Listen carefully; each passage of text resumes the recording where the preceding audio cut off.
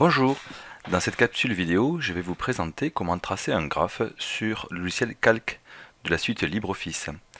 Alors pour information, la version Calc sur laquelle je vais travailler appartient à la solution LibreOffice version 6.4.4.2. C'est la dernière version de LibreOffice.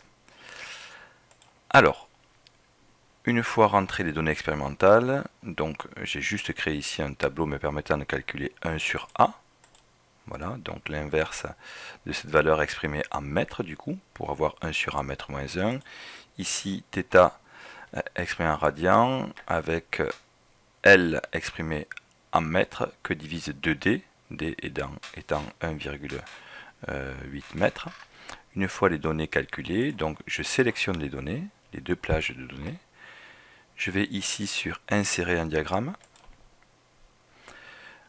Pour le type de diagramme, je vais choisir Y en fonction du X ou XY ici.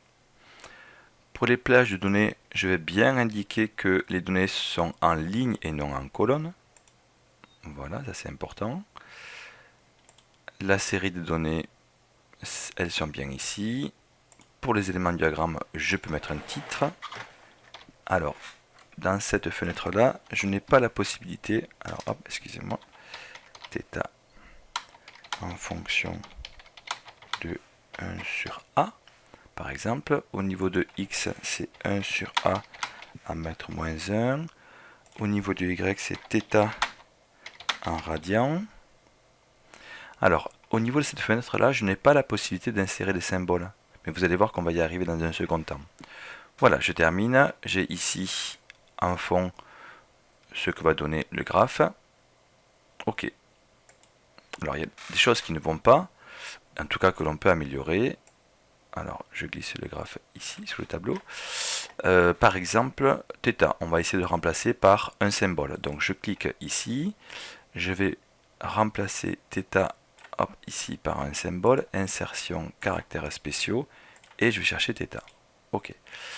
Ici, pareil, je sélectionne, je vais insertion, caractères spéciaux, je vais chercher θ. Ok. Donc déjà, ça va un peu mieux. Je peux enlever la légende, ça ne me sert pas à grand chose qu'une courbe.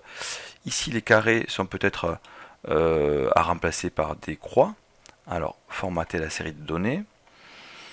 Alors, au niveau de la ligne, on va proposer une ligne continue, ou si toutefois on souhaite modéliser ces points expérimentaux, on le verra dans une seconde vidéo, on peut tout à fait mettre des pointillés, voilà, et sélectionner pour les points des croix.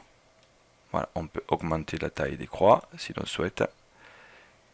On peut augmenter aussi la largeur des lignes. Ok. Voilà, donc on a tracé un graphe avec ici les points expérimentaux et une ligne qui lie ces points expérimentaux. Dans une prochaine capsule, je vous montrerai comment modéliser ces points expérimentaux par une fonction linéaire et ensuite comment on obtient les paramètres de la régression linéaire. Merci pour votre attention.